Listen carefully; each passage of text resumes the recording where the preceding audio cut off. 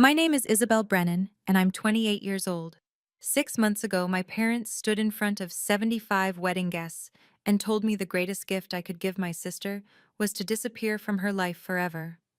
They said my presence would ruin her perfect day, that I was an embarrassment to the family name. What they didn't know was that I held the power to ruin much more than just one day. The champagne glass that slipped from my trembling hand became the catalyst for exposing decades of lies, hidden documents, and a fortune they never knew existed. Before I share what happened at that rehearsal dinner, please take a moment to like and subscribe. But only if you genuinely connect with stories about setting boundaries with toxic families. I'm curious where you're watching from and what time it is there. Drop a comment below. It helps me know I'm not alone in this journey. Let me take you back to that night at the St. Regis Hotel in Connecticut, where my sister Victoria's fairy tale was about to become my awakening. The St. Regis ballroom sparkled with the kind of elegance that only old money could buy. Crystal chandeliers cast dancing shadows across the marble floor, while servers in white gloves circulated with champagne that cost more per bottle than most people's car payments.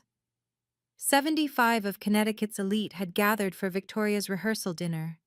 Senators, hedge fund managers, and socialites whose names regularly graced the society pages. Victoria stood at the center of it all, radiant in her $15,000 Oscar de la Renta cocktail dress, her laugh tinkling like the champagne flutes that clinked in her honor. Every detail had been orchestrated to perfection. The orchid centerpieces flown in from Thailand, the seven-course menu designed by a Michelin-starred chef, the string quartet playing softly in the corner. And then there was me, in my simple black sheath dress from Nordstrom Rack, price tag carefully removed, but the $200 purchase still making my credit card ache. I stood near the service entrance, clipboard in hand, checking and rechecking the evening's timeline. While Victoria floated through the room like royalty, I counted place cards and worried about the vegetarian options for table 12. Isabel, the flowers at table 3 are wilting, my mother hissed as she passed, not even making eye contact. Fix it. Quietly.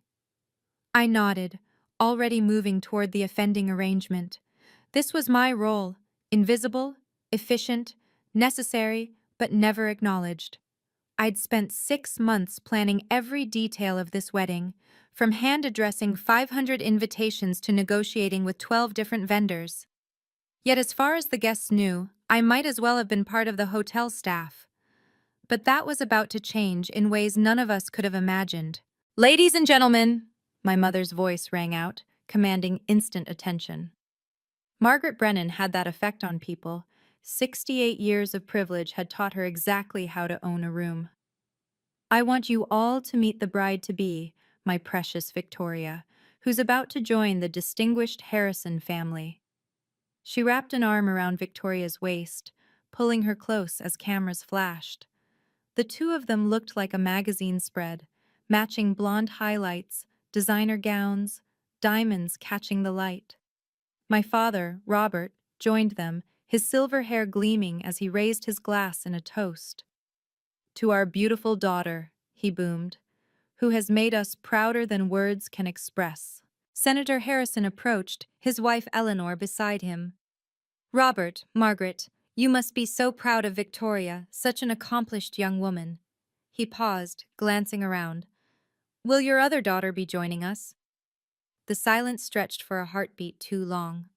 Other daughter? My mother's laugh was crystalline, practiced. Oh, you mean Isabel? She gestured vaguely in my direction without looking. She's helping with the arrangements. She's very helpful with these sorts of things. The senator's wife followed my mother's gesture, her eyes landing on me as I adjusted a centerpiece. Oh, I see. How nice that she's so involved. The word hung in the air like a polite insult. Not talented or dedicated, just involved. Like I was a hobbyist who'd wandered in off the street. Victoria's tinkling laugh cut through the moment. Isabel's always been good with the behind-the-scenes stuff. Some people are just meant for the spotlight and others. She trailed off with a delicate shrug. My hands tightened on the clipboard, but I kept my expression neutral.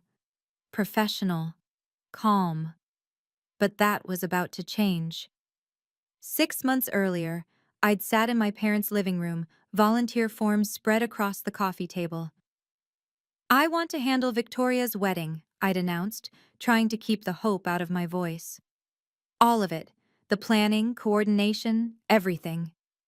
Victoria had looked up from her phone, one perfectly sculpted eyebrow raised. You?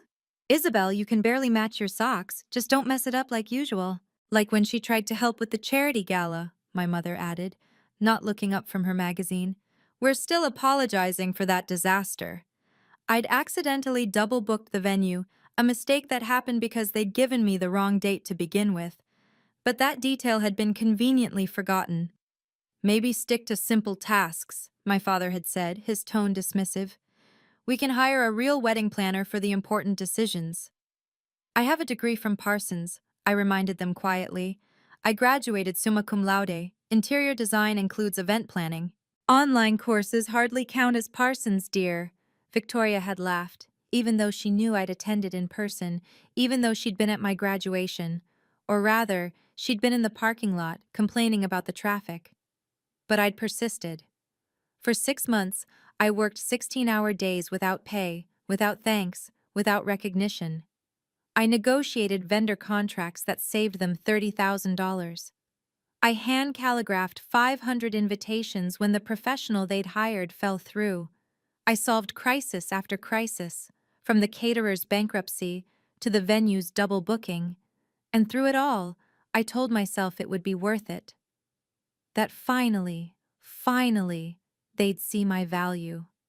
Standing in that ballroom now, watching them erase me from existence with every introduction, I realized how wrong I'd been. The lights dimmed and a screen descended from the ceiling.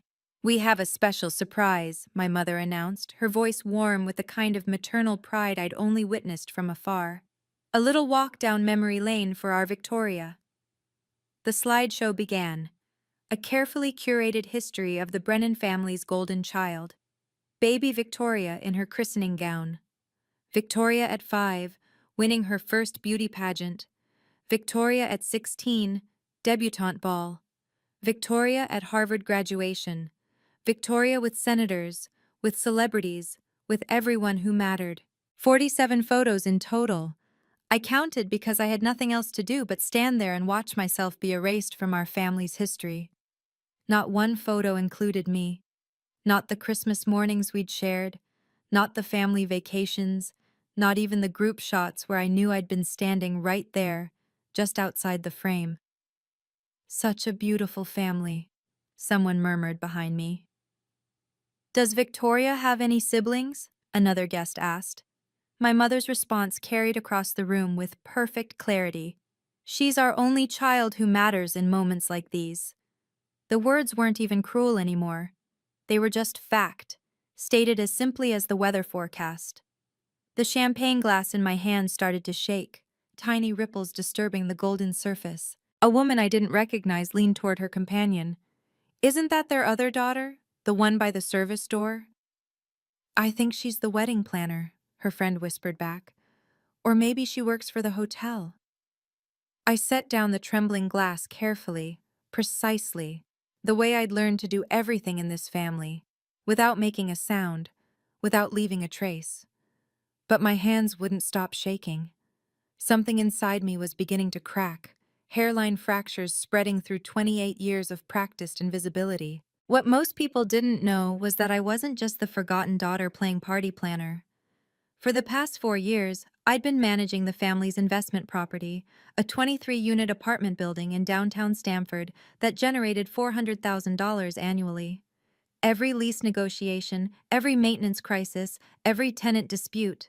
I handled it all while my parents collected the checks. Isabel, Victoria appeared beside me, her voice honey-sweet. After the wedding, Daddy's transferring the Stamford property to me and Harrison. We'll need you to train our property manager, of course. Shouldn't take more than a few months of your time.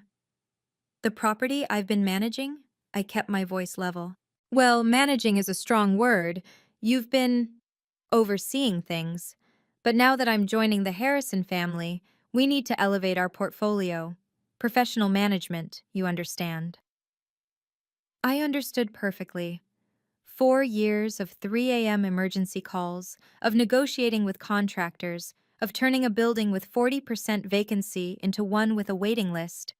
All of it would be handed to Victoria like everything else. The lease agreements, I said carefully. They'll need to be reviewed. Victoria waved dismissively. Harrison's lawyers will handle all that. Oh, and Mother wants you to move out of the penthouse by next month. We're converting it to an Airbnb, so much more profitable than family discounts. The penthouse where I'd lived for 3 years, paying market rent, despite managing the building for free. 23 tenants whose names I knew, whose kids I'd watched grow up, whose lives I'd become part of. All of it would be stripped away like I'd never existed. Of course, I heard myself say, the words automatic. Whatever the family needs. But for the first time, I wondered what would happen if I stopped being what the family needed. If you've ever felt invisible in your own family, type "seen" in the comments. I read every single one, and it helps me know I'm not alone in this experience. Also, what would you have done in my situation? Stayed silent or spoken up?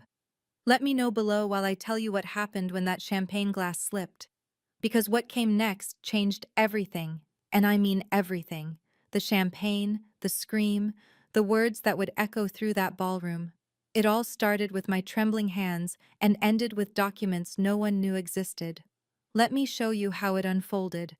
My hands hadn't stopped shaking since the slideshow.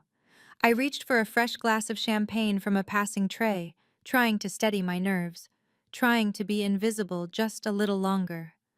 The crystal was slippery with condensation, and as I lifted it, my trembling fingers betrayed me. The glass tilted. 3 drops, just 3 tiny drops, arced through the air in what felt like slow motion. They landed on Victoria's dress, nearly invisible against the cream-colored silk, no bigger than tears. But Victoria's scream could have shattered the chandeliers. "My dress!" She spun around, her face contorted with rage. "You clumsy idiot! You've ruined everything!" 75 heads turned in unison. Conversations died mid-sentence. The string quartet stopped playing. In the sudden silence, everyone stared at the spectacle. Victoria, the beautiful bride, pointing at me with theatrical horror, and me, frozen with an empty glass in my hand. "Look what she's done!" Victoria grabbed her mother's arm, gesturing at the microscopic spots. "This dress cost more than her car." I looked at the spots, 3 tiny dots you'd need a magnifying glass to see. The dress wasn't ruined. It wasn't even noticeably stained. But that didn't matter. This wasn't about the dress. "I'm sorry," I said quietly. "I'll pay for the cleaning." "Cleaning?" My mother's voice cut through the air like a blade. "This is a Vera Wang original. It's destroyed." The guests pressed closer, phones appearing in hands, everyone wanting to capture the drama. Someone was definitely recording. I saw the red light on their phone, saw them zoom in on my face. "Typical Isabel," Victoria said loudly, playing to her audience. "She ruins everything she touches." The room held its breath, waiting to see what would happen next. "You ruin everything!" My mother's voice rose to a pitch I'd never heard before. "Every single time we try to have something nice, something special, you destroy it. Can't you do one thing right?" My father's face had turned purple, a vein pulsing at his temple. "One thing without destroying it?" Victoria had started to cry. Perfect crystalline tears that didn't disturb her makeup. "My wedding is ruined," she sobbed into Harrison's shoulder. "She always does this. She's always been jealous of me." The crowd pressed closer, their whispers creating a low hum of judgment. I caught fragments.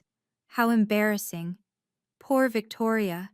Some people just don't belong. "It's 3 drops," I said, my voice barely above a whisper. "The dress isn't ruined." "Don't you dare minimize this," my mother hissed. She turned to the crowd, her voice carrying to every corner of the ballroom. "I apologize for my daughter's behavior. She's always been difficult." Senator Harrison's wife shook her head sympathetically. "These things happen, Margaret. Though perhaps, she glanced meaningfully at me, perhaps some people aren't suited for certain occasions. You're absolutely right, my father said, his jaw clenched. He looked at me with something beyond anger. It was complete dismissal, like I was a problem to be solved rather than his daughter. Then my father stood up, his chair scraping against the marble floor. He raised his hand for silence, and the room obeyed instantly. Robert Brennan commanded that kind of respect, built on decades of business dominance and social positioning. I have something to say, he announced, his voice carrying the weight of finality. The air in the room became electric with anticipation. In the corner of the ballroom, almost hidden behind a marble column, sat my grandmother, Eleanor. At 85, she commanded attention even in stillness. Silver hair pulled into an elegant chignon, wearing the kind of understated black dress that whispered rather than shouted its price tag. She hadn't said a word all evening. While others gasped and whispered, while phones recorded and my parents raged, Eleanor Brennan sat perfectly still, her eyes sharp as surgical instruments. She wasn't watching the spectacle, she was studying it, analyzing it, like a chess master observing pieces on a board. In her lap sat a small leather notebook, the kind she'd carried for decades. Her fountain pen moved across the page in quick, precise strokes. Writing what? I couldn't tell from where I stood, but I saw her underline something twice, the gesture deliberate and final. Our eyes met across the chaos. While 74 people watched my humiliation with either pity or entertainment, Eleanor looked at me with something else entirely. She gave the slightest nod, so small anyone else would have missed it. But I'd learned to read her micro-expressions during the few times she'd acknowledged my existence. It wasn't sympathy. It wasn't pity. It was something far more dangerous. Recognition. She closed her notebook with a soft snap and set it aside. Then she did something she hadn't done all evening. She picked up her champagne glass and took a deliberate sip, her eyes never leaving my father as he prepared to speak. Interesting. I saw her lips form the word, though no sound came out. A server approached her, but she waved him away without looking, her attention fixed on the scene unfolding. Whatever was about to happen, Eleanor Brennan was ready for it. Standing near the service entrance, partially obscured by a potted palm, was a man I'd never seen before. Everything about him seemed deliberately unremarkable. Medium height, brown hair, the kind of face you'd forget 5 minutes after meeting. But his suit told a different story. That was Tom Ford, at least $10,000 worth of tailoring that had been crafted to look modest. He held a phone, but he wasn't scrolling. He was documenting.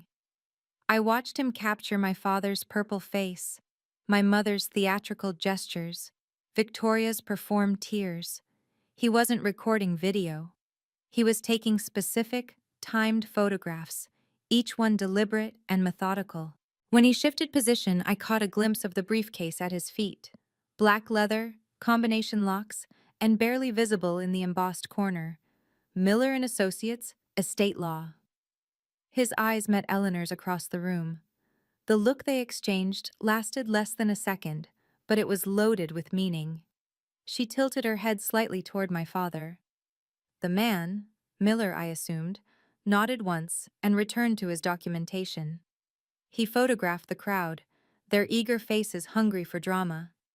He captured the 3 tiny spots on Victoria's dress, using his phone's zoom with practiced precision. He even photographed the broken champagne glass on the floor, the one I'd dropped, making sure to capture its position relative to where I stood. "Who's that?" I heard someone whisper. "No idea. Maybe hotel security?" But hotel security didn't wear Tom Ford. Hotel security didn't exchange loaded glances with Eleanor Brennan. And hotel security definitely didn't carry briefcases from estate law firms.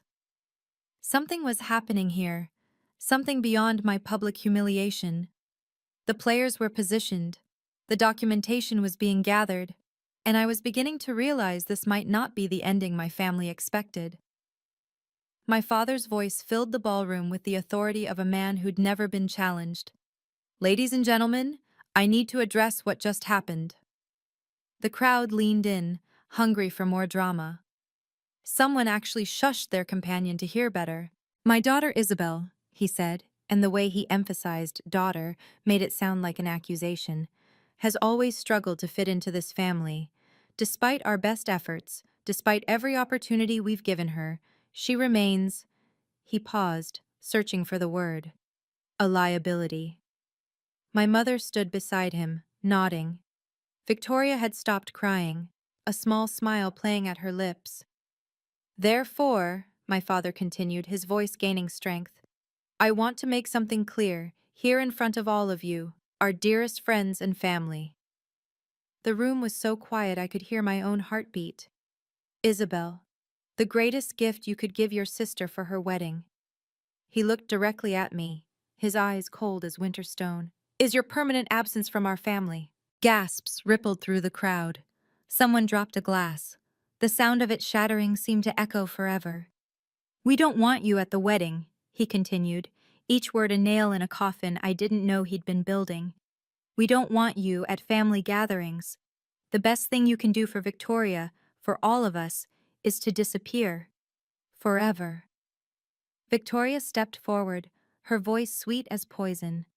It's for the best, Isabel. You know you don't belong here. 75 people stared at me, waiting for my response.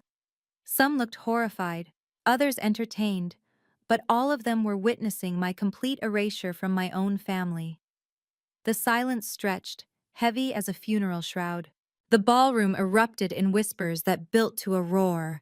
Phones appeared like weapons, everyone desperate to capture this moment of pure, unfiltered cruelty. I saw at least 12 people actively recording, their cameras trained on my face, waiting for me to break. Oh my God, someone whispered, loud enough for everyone to hear. He just disowned her, in public. Did you get that? Another voice asked urgently.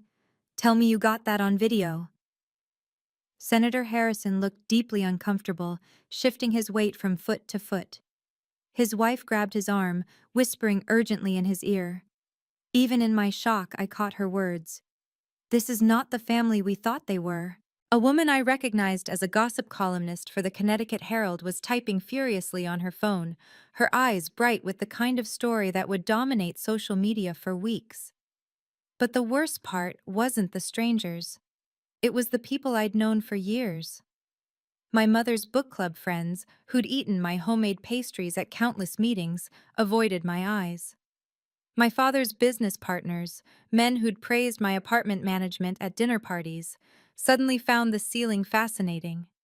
I stood there, completely alone in a room full of people, my legs trembling but refusing to buckle.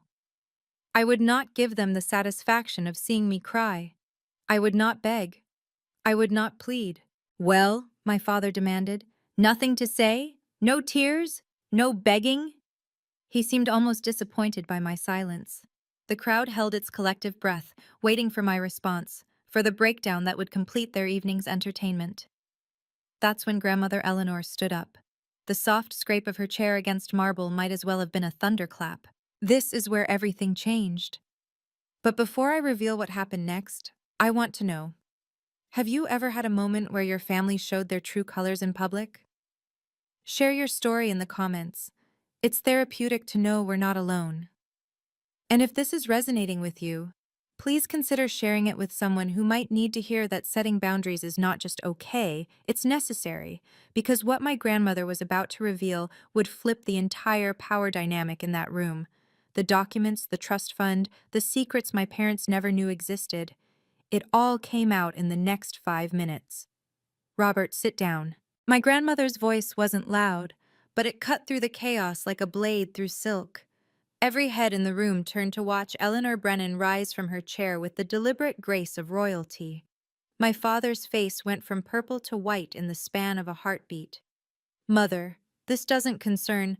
I said, sit down. The temperature in the room seemed to drop 10 degrees.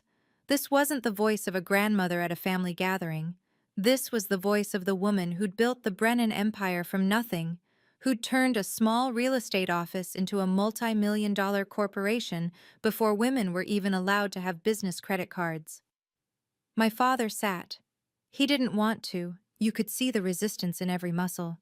But he sat. Eleanor walked toward the center of the room, her cane clicking against the marble in a rhythm that sounded like a countdown. The crowd parted before her like the Red Sea. "You just disowned the wrong grandchild," she said, her voice carrying to every corner of the ballroom. "And you did it in front of 75 witnesses." "Mother, you don't understand," my mother started. "I understand perfectly, Margaret." Eleanor's eyes were arctic. "I understand that you've spent 28 years punishing Isabel for the crime of being born second. I understand that you've taken her work, her dedication, her love, and treated it like garbage." She turned to face the crowd, addressing them directly. "I also understand that my son is about to learn exactly how much power he doesn't have in this family." My father's face had gone from white to gray. "What are you talking about?" Eleanor smiled. It wasn't a pleasant smile. "Mr. Miller, I believe it's time." The man in the Tom Ford suit stepped out from behind the potted palm, his movements so smooth it seemed choreographed. "Good evening. I'm James Miller, senior partner at Miller & Associates, and Mrs. Eleanor Brennan's personal attorney for the past 30 years. He set his briefcase on the nearest table with deliberate precision, the locks clicking open in the silence. The sound seemed to echo off the marble walls. "Miss Isabel," he said, turning to me with the kind of respect my family had never shown. "As per the terms of your trust fund, established by your grandmother when you were born, certain conditions have now been met." "What trust fund?" My mother's voice cracked. "There's no trust fund." Miller pulled out a thick manila folder, the kind that held life-changing documents. "The Isabel Rose Brennan Irrevocable Trust, established 28 years ago with an initial deposit of $5 million, now valued at approximately $15 million with interest and investments." The sound that came from my father's throat wasn't quite human. "Furthermore," Miller continued, his voice professional and measured, "as of her 21st birthday, Miss Isabel has been the legal owner of the Stamford property, though she's graciously allowed the family to believe otherwise while she managed it." Victoria's perfectly composed face finally cracked. "That's impossible. Daddy owns that building." "No," Miller said simply. "Your father manages the paperwork. The deed has been in Miss Isabel's name for 7 years. She's also a voting member of the Brennan Corporation Board, holding 30% of shares, more than any individual family member except Mrs. Eleanor herself." "You're lying," my father managed to choke out. Miller smiled thinly. "I have the documents right here. All notarized, all legal, all binding." 30%? My father's voice had gone hoarse. "That's impossible. I would have known. I would have seen the paperwork." "You saw what you expected to see," Eleanor said coldly.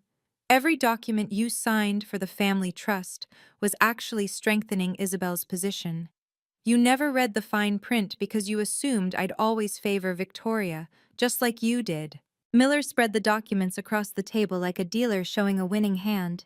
"Miss Isabel owns the Stamford building outright, all 23 units generating $400,000 annually.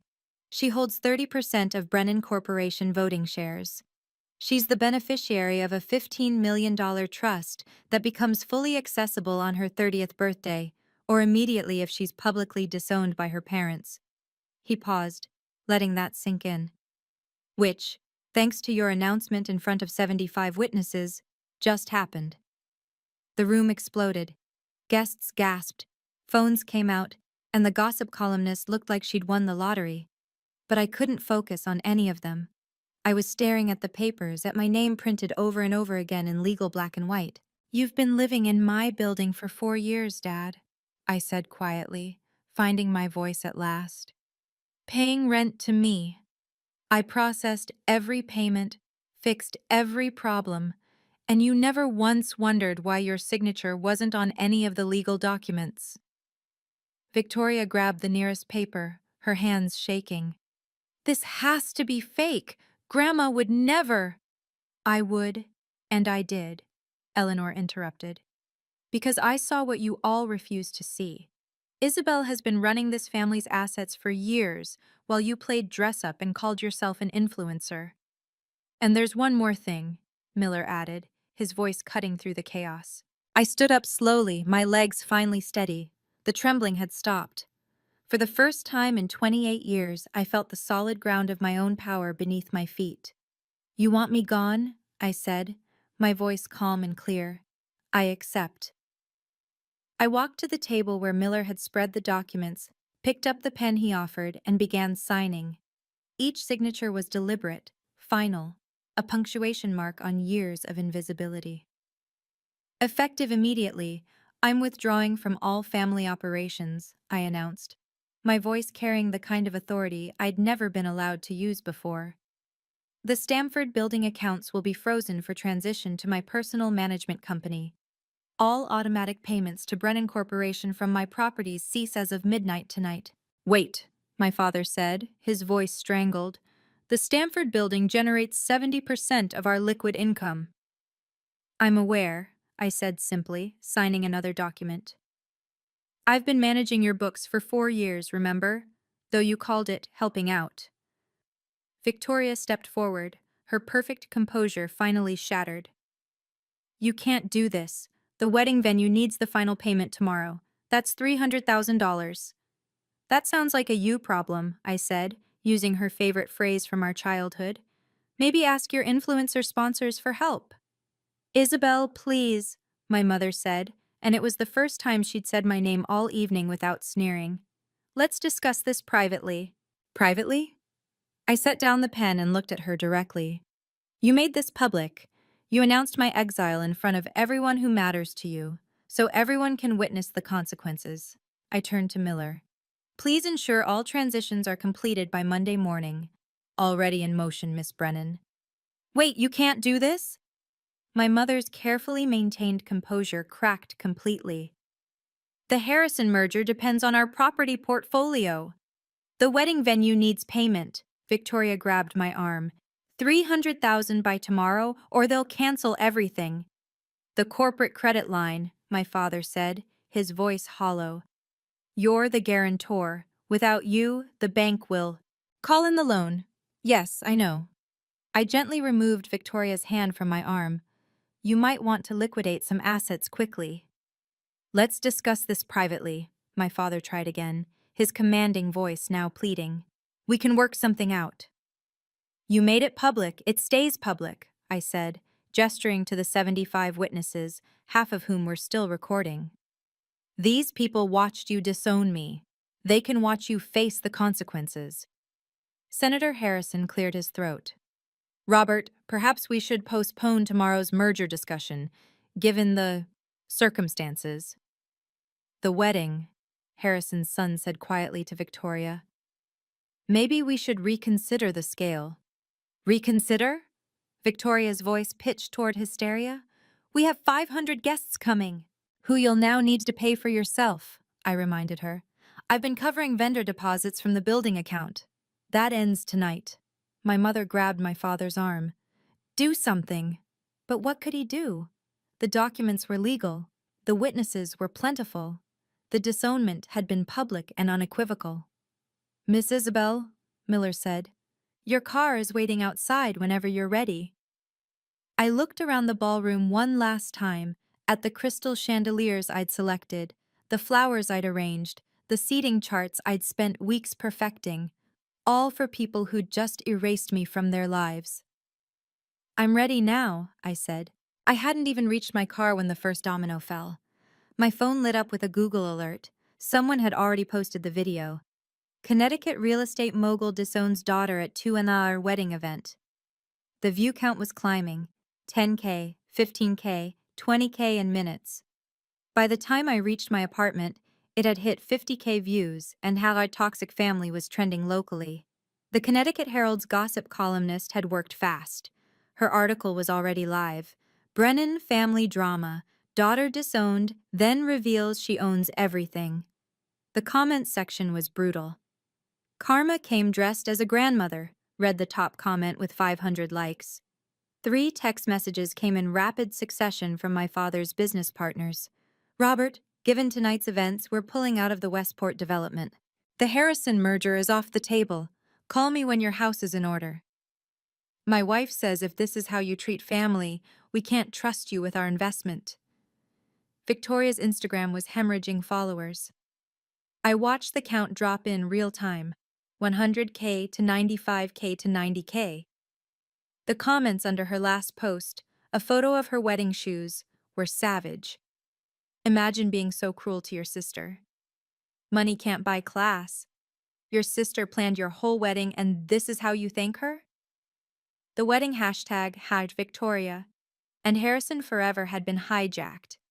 Instead of congratulations, it was filled with screenshots from the video, zoomed in on my parents' cruel faces, Victoria's smirk, my quiet dignity in that simple black dress.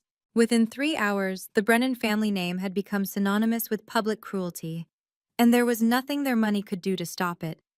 But the worst was yet to come for Victoria. Monday morning brought a cascade of financial disasters. Without my signature, the corporate credit line was frozen. The wedding vendors, who'd seen the viral video, demanded immediate payment in full, no more payment plans for the notorious Brennans. The bill was staggering. Venue, $300,000. Catering for $500, $200,000. Flowers, $75,000. Orchestra and entertainment, $100,000. Photography and videography, $50,000. Designer dress alterations, $25,000. Miscellaneous, $50,000. Total due, $800,000. Due immediately, or face public lawsuits that would further damage their reputation. We need to sell the Hampton house, I heard my father tell my mother in a voicemail she'd accidentally sent me. Today, take whatever offer we can get. They listed it for $3.2 million, desperate for quick cash. It sold in 48 hours for $2.4 million, a loss of $800,000 from what they'd paid. The buyer? One of my grandmother's shell companies, though they wouldn't discover that for months. The Stamford building, my building, had been their primary income source. Without it, they couldn't maintain their lifestyle. The country club membership, the yacht club, the charity board positions that required substantial donations, all of it started slipping away. But the cruelest blow was the discovery that Victoria's influencer career had been artificially propped up by payments from the family accounts, payments I'd been processing without questioning. Without that financial support, her engagement rates plummeted. Brands started pulling out, citing recent controversies and brand safety concerns. The princess was about to learn what life felt like without a kingdom funded by the sister she'd despised. But the worst was yet to come for Victoria, I thought, watching her desperate posts trying to salvage her image. Harrison called off the wedding on Tuesday morning. Not postponed, cancelled. His family's publicist released a statement citing irreconcilable differences in family values. But everyone knew the truth. The Harrisons didn't want to be associated with the family whose cruelty had been viewed 12 million times in 4 days. Victoria's breakdown was, predictably, public. She posted a tearful video blaming me for ruining her life, which only made things worse. The comments were merciless. Your sister gave you everything, and you treated her like garbage. The trash took itself out. Team Isabel forever. Her brand partnerships evaporated overnight. The luxury fashion brand she'd been ambassadoring for sent a termination letter. The jewelry company pulled their campaign. The fitness tea she'd been promoting distanced themselves with a public statement about supporting family values and kindness. In 1 week, she lost 100,000 Instagram followers. Her fiancé and dream wedding, brand deals worth $150,000 annually. Her apartment, it was in Harrison's name. Her reputation. She had to move back into our parents' house, except it wasn't even their house anymore. Without the building income and with the Hampton house sold, they'd had to downgrade to a rental in Norwalk. 3 bedrooms, no pool, no status. The girl who'd worn $15,000 dresses was now shopping at Target, posting desperate content trying to rebuild her following. Day in my life living at home. Got 2,000 views and hundreds of comments about karma. The penthouse apartment she'd wanted to turn into an Airbnb? I lived there for another month while I wrapped up my affairs, then sold it to a lovely young family for twice what my parents thought it was worth. Victoria had lost her kingdom in exactly 7 days. 6 months later, I stood in my new office in Asheville, North Carolina, watching the sunrise paint the Blue Ridge Mountains gold. The nameplate on my door read, Isabel Brennan, principal designer of my own firm, Brennan Interiors. Though I was considering changing the last name, the transformation had been remarkable. Free from my family's shadow, I'd discovered I wasn't just competent. I was exceptional. My first client came through Eleanor, who'd quietly spread the word among her connections. That led to another, then another. Within 6 months, I had 12 clients and 2 employees, with revenue already hitting $500,000.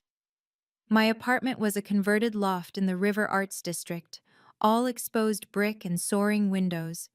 I designed it myself, every detail reflecting my taste, not what my family would approve of. Modern but warm, elegant but comfortable.